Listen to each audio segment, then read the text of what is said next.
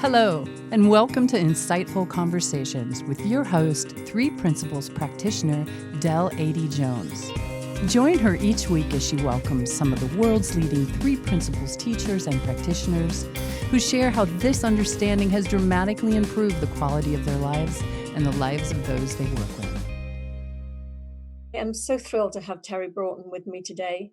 Terri is a painter, life coach, and trainer living in Norfolk with her husband Tony and their wire-haired fox terrier, Brillo. She's a loving wife, an adoring mother, and a proud sister. In adulthood, Terri and her sisters were reunited, becoming a tight-knit family.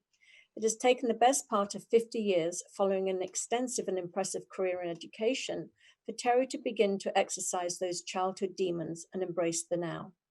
The power of her paintings is the result of the artful deployment of allegory, symbolism, and metaphor. Finally unleashing her talent and passion for painting, Terri is an emerging artist to watch. Hi, Terri. I am so thrilled to have you with me today. And I am also so envious. I have to start off with that. You paint like I want to paint. Thank you very much. Thank you. So, my goodness, they're just unbelievable. I'm so impressed. And but before we go into talking about your art, this is a show around the Three Principles, and I know that you're also a Three Principles coach. So my question to you would be, first of all, when did you first come across the principles? And then I'd love to hear how they've impacted not just your life personally, but also professionally, and most importantly, your artwork at this point. So there's a lot in there, though.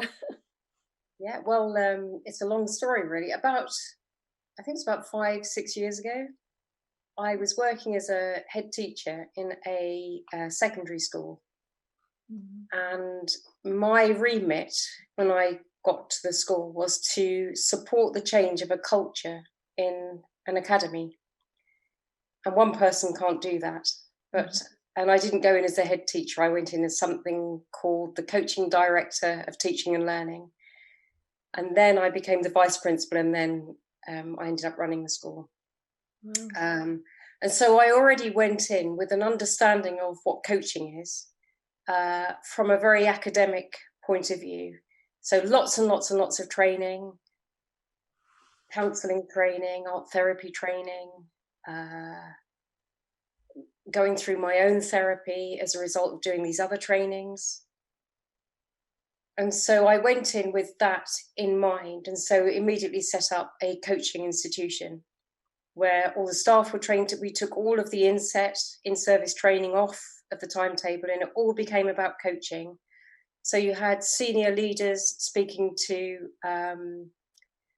the cooks and the cleaners and the site staff and the admin staff. You know, it was non-hierarchical, so just to get people talking to each other. Yeah. And then the students became very involved in that.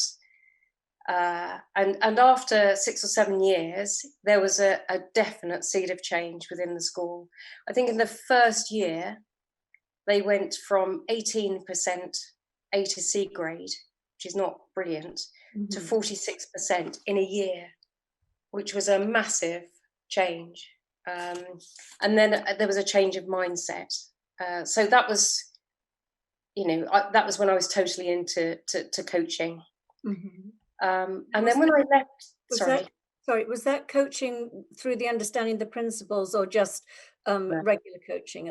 Regular coaching. And so I wrote a book called The Perfect Teacher Coach. It had a model, and that was my understanding at that time. But I still felt, even having written the book, that something was missing. I still had that feeling, but I did something called the Institute of Leadership and Management, level 7. I was told it's the highest I could go at the time to get an accreditation in coaching, because I still felt something was missing. And I wrote down something like 167 hours worth of coaching practice. And still, I couldn't put my finger on this one thing. I didn't know what the one thing was. And so I left, and I was going to take a doctorate at the University of East Anglia, which is near where I live in Norfolk. And then I spoke to a friend of mine now called Johnny, who I'd seen something about the 3Ps understanding, 3 principles understanding, and it just resonated. But I didn't know if I could justify the money for the training, having already agreed to go on and do this doctorate.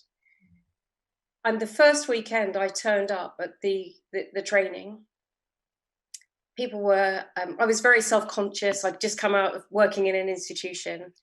I found that people were hugging each other, and it seemed, and I'm a hugger, but it seemed very hippie to me, for want of another word. And that, you know, I'm all for that. But in that context at that time, I just thought it didn't seem very professional. And that's what I was used to. Mm-hmm. By the break time, I had burst into tears. I'd said, you know, this is not the course for me. And one of the coaches who was supporting said, just stay with it, Terri. I was like this at exactly the same time last year. Just stay with it. And that really helped. And so I went back into the room again, and I was due to do a training on the Monday in a primary school. Now I'm secondary trained, used to running you know, with the toughest of kids. But I was going into a primary school, which I wasn't used to. And the nerves were getting the better of me. So when it came to coaching exercises, I was speaking about this. And my fellow coaches were talking about, or coaches at the time, were talking about ego. And I thought, they don't know what they're talking about. I'm really struggling here. I need help. But on that Monday, I went into the training room for me doing the coaching training of the primary school in Westminster in London. And I had my carefully prepared PowerPoint notes and handouts and strategies and models. And halfway through the training, no, before that, about a third of the way through the training, I just put everything down. It didn't make sense to me. And this little, you know, I really listened to the wisdom in my head. Whereas before, once I think I would have ignored it. It's like, no, this is the way to do it, logically. Mm-hmm. And so I had a flip chart, and I started to draw a diamond on the flip chart. And I was talking about the children in their school, and when they come to them, and do they believe, is there any of the teachers in that room? Or I'd insisted that all staff were there. So again, it was site staff and the cooks and admin staff as well. Because I think to have a seed of change, it's really good if everyone hears the same message. Yeah. Anyway, I drew this diamond, and I was talking about the children, and they were saying, no, they're not broken. They're not broken. And I said, well, don't you think it's funny how we can behave as if they are? And we tell ourselves stories. I think that's how I started. Mm-hmm. And I was hearing my own voice, and I could see the staff nodding. And I didn't refer back to my PowerPoints and all my hours and hours of carefully planned things. I just spoke from my heart, and I spoke to the people that were in that room.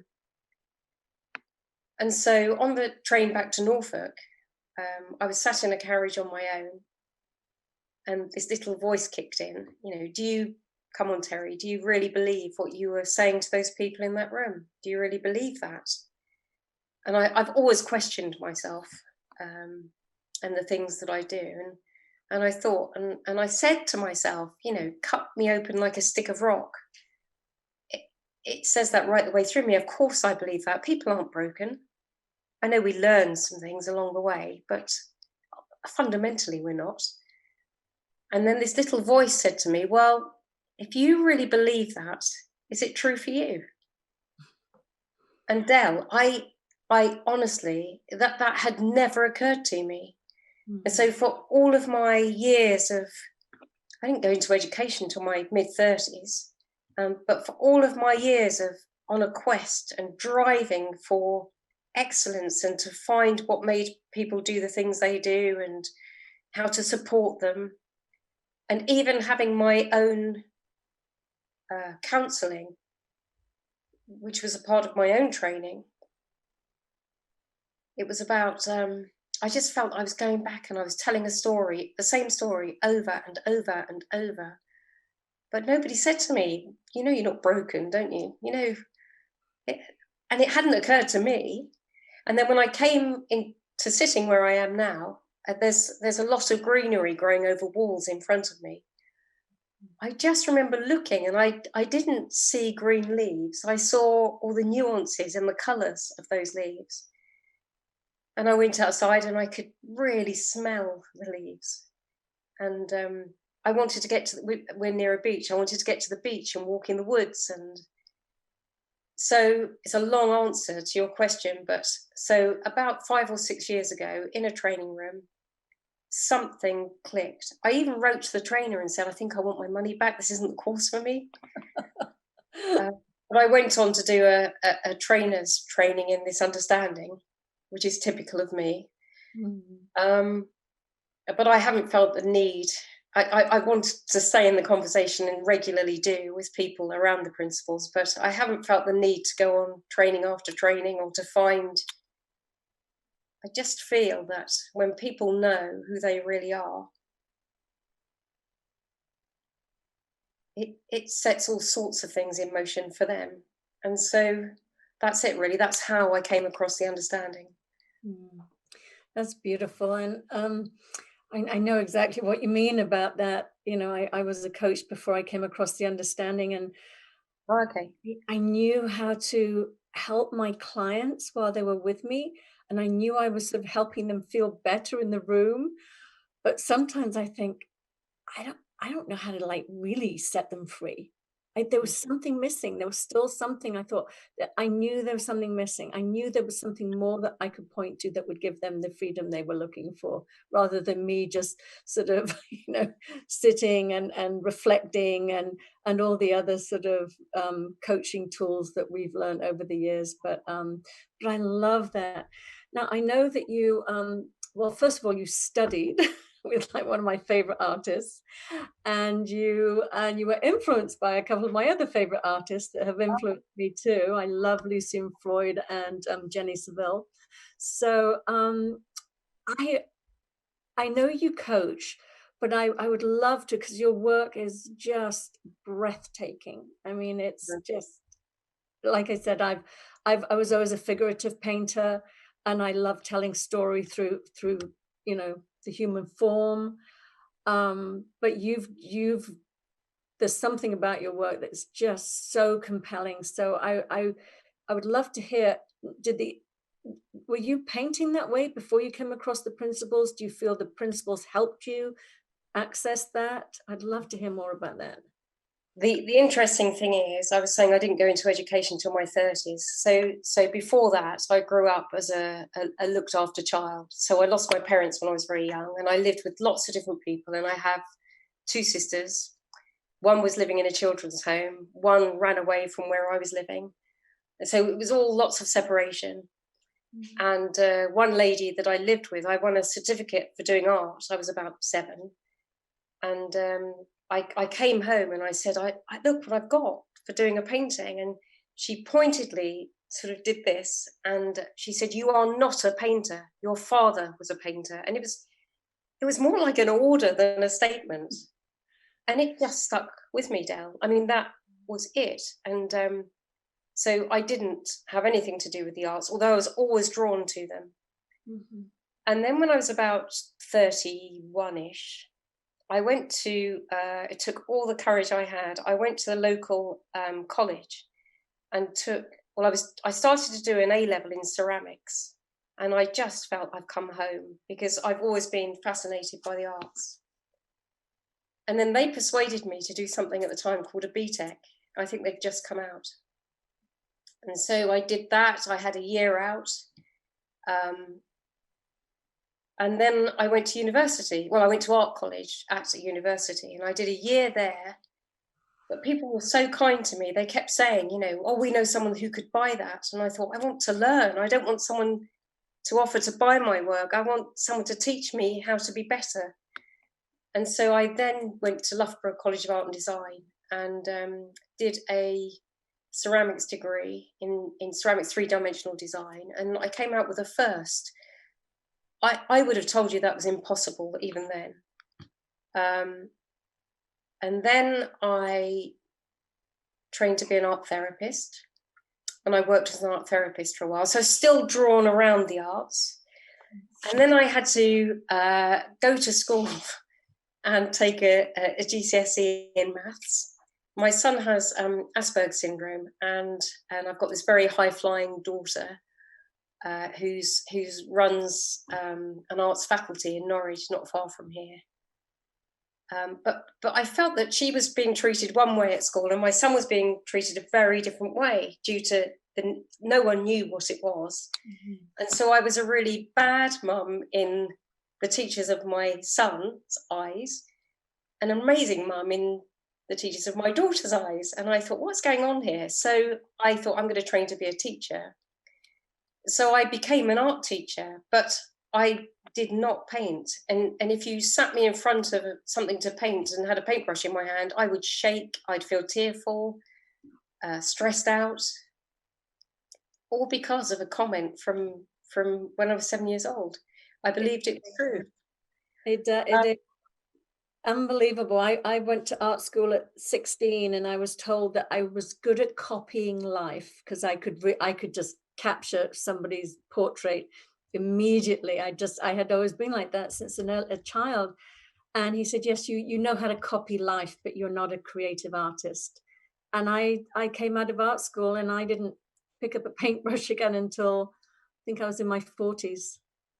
Yes. Dad, I'd love to see some of your work. No, not after your work. Oh, no, and we'll talk about that. Yeah, we will, okay. Back to you right now, though. But yeah, just that the innocence of a young child to just hear something and take it in like that, and then never question it and just carry that through life is just it was it felt more like an order, and it was like, that is who you are, Terry. You're not a painter.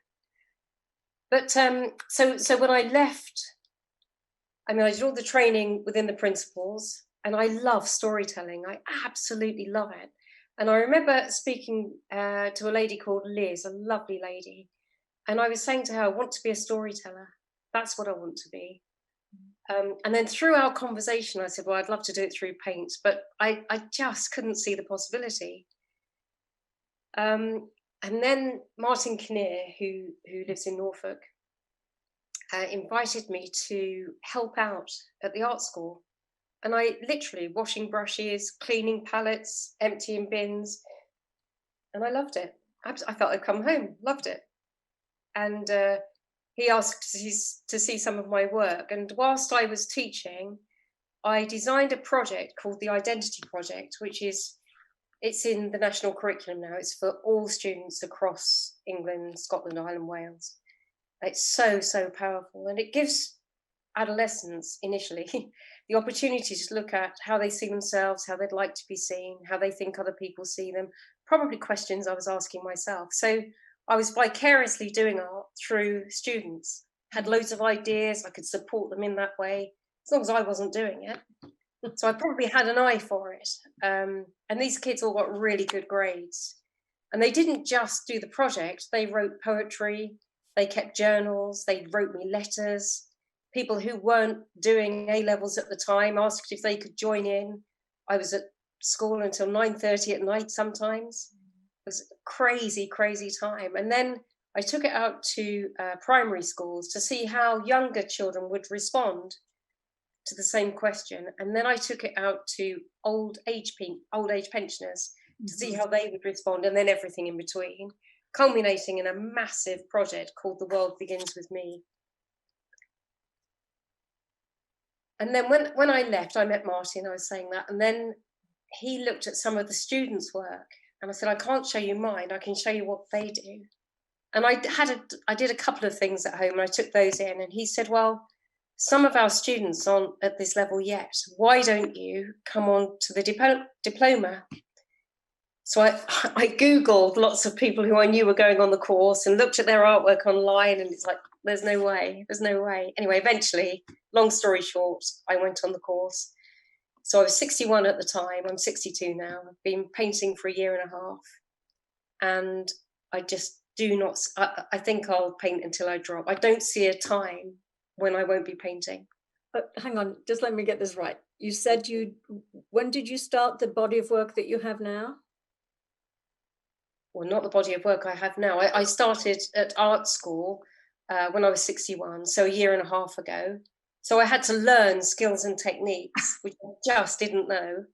Oh my God, I'm blown away. I mean, my God. But it's only with this understanding, Dal. It's only, I've had to put my ego to one side. I've come to realize, and as if I didn't know, but the penny hadn't dropped. We all have blind spots, and that was an absolute. So even with coaching with the principles understanding, I wouldn't even question whether it was in relation to my art or me doing art. It just wasn't even on the table. It's just I wasn't an artist. I wasn't a painter. Well, it's so funny. As I'm listening to you. Number one, I mean, I'm already thinking, okay, I'm going to come and stay in the UK with her. She's going to teach me how to paint. So I think that's the next thing. You need to be doing classes for people that are still, trapped in some thinking around this. The reality is I haven't painted in about 7 years. More than that. Gosh, much more than that. Right when I divorced, I used to live in a big house, and I had my own studio, and I painted in oils, and you know how messy and smelly oils are. So when I moved to my smaller house, my whole thinking was, well, I don't really have the space, but there was something. I don't know what happened, but it's coming out in me right now that, like you were saying about the storytelling, I love stories. And there's something inside me that just wants to start painting again, besides just the writing and the coaching and things like that. So I love what you're pointing to, that the principles. So because I wouldn't have painted with the principles understanding. No. So I'm not me initially. Yeah, so I'm curious what's going to come out. But talk about some of your pieces. You just sent me one. I know it's unfinished, but my goodness, it was cut from the same cloth. Would you like to come into the studio? Oh yes, please, take us. If the link goes a bit, I'll come straight back. I'll take you. Okay. A lot of my stronger pieces are around bedroom. I mean, I'm running out of room to put things. Mm-hmm. So just before we go in there, I was. It's a mess in there, by the way. I was due to be having an exhibition just before COVID-19. In fact, that very week that we were locked in, it was that week, and so that was cancelled. But before that, I'd painted some images of children wearing gas masks. So that was banned from a local place that I was going to exhibit the work in, because it was seen as unfit for people of a nervous disposition. And the crazy thing is, one of those pieces that I produced recently, you'll see it in the studio. So it's like a chalk outline, and it's got a little girl inside with a gas mask holding a little baby doll. And a nurse friend of mine had COVID-19, and she was on death's door. And she didn't even have the strength to pick up her phone. But when she eventually did, she found this picture that I'd sent to her. And then she told me how this picture had supported her through her illness, and how she became all three parts of the image. That the chalk drawing, it was basically based on, I don't have a mother. So I did this chalk outline of a fictitious mother, like a child's drawing, with a child inside who was sort of surviving, holding her doll. She saw it as something greater than her, God, protecting her children. Oh my goodness. And I find it's this whole idea of separate realities, and what we bring to any conversation, even this conversation, or an image, or something that somebody has said from the past. We live in incredibly separate realities. And so one exhibition that was banned, somebody else picked up very gladly. This nurse and other people have their own stories to tell about the paintings, which fascinates me. And so it doesn't really matter what was it. I'll tell you about this particular painting that I'm working on now, but it almost doesn't matter what's in my head. For me, it's about what people bring to the painting and the stories they tell themselves about it. Mhm. And so it ends up, although initially it's all about me, because that's how I do it, Mhm. but it ends up being nothing to do with me. I've got three paintings ready to go to Italy this week.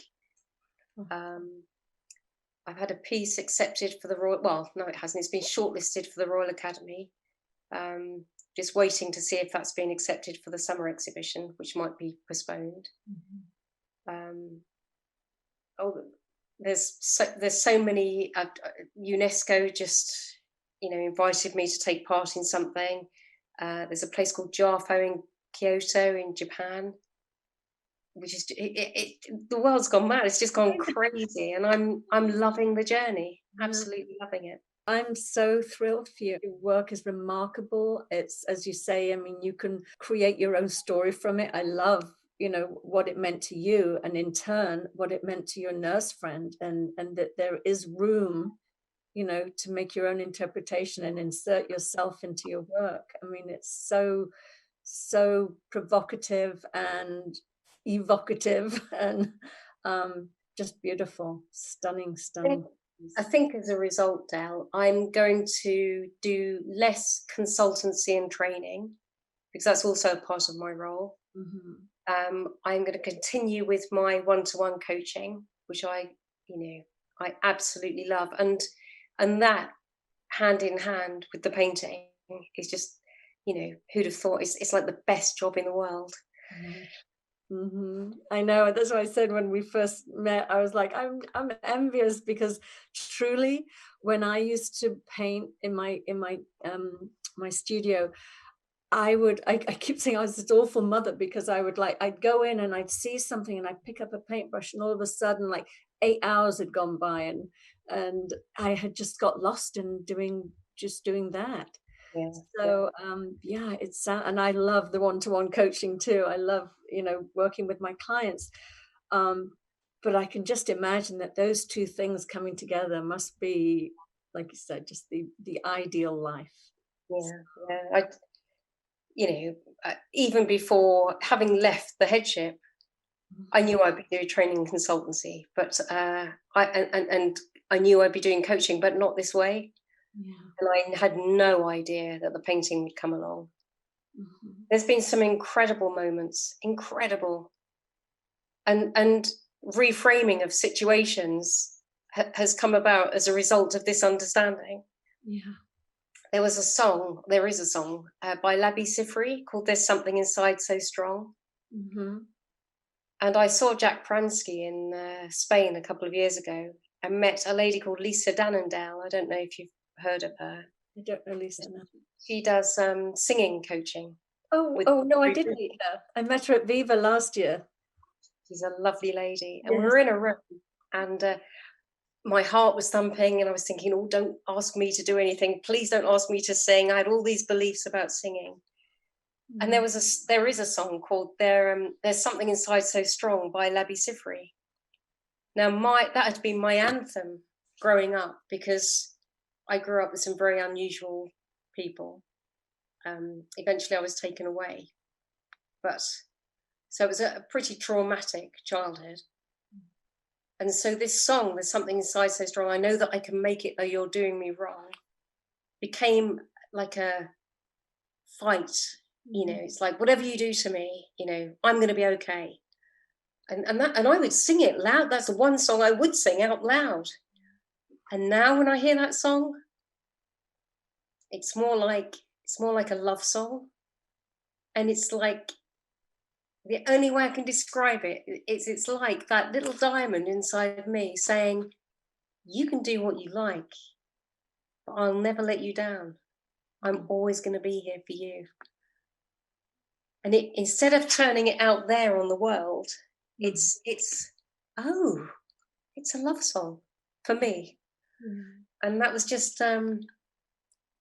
doing a bit of training with her, coaching with her in a room that day. And I was singing the song. And she said, can you sing? And I said, no, I'll sing out of tune. This is so embarrassing. I cried. but people were so, people are in the main out to support you, and they're not there to get you. Yeah. I've Wonderful. had a very, different but very unusual and quite traumatic childhood too. And I remember last year at Viva, there was a Finding Your Voice, I think it was called. So I said, "Oh, I'll come to this." And I walked through the door and I saw that it was singing, and I tried to sort of back out of there.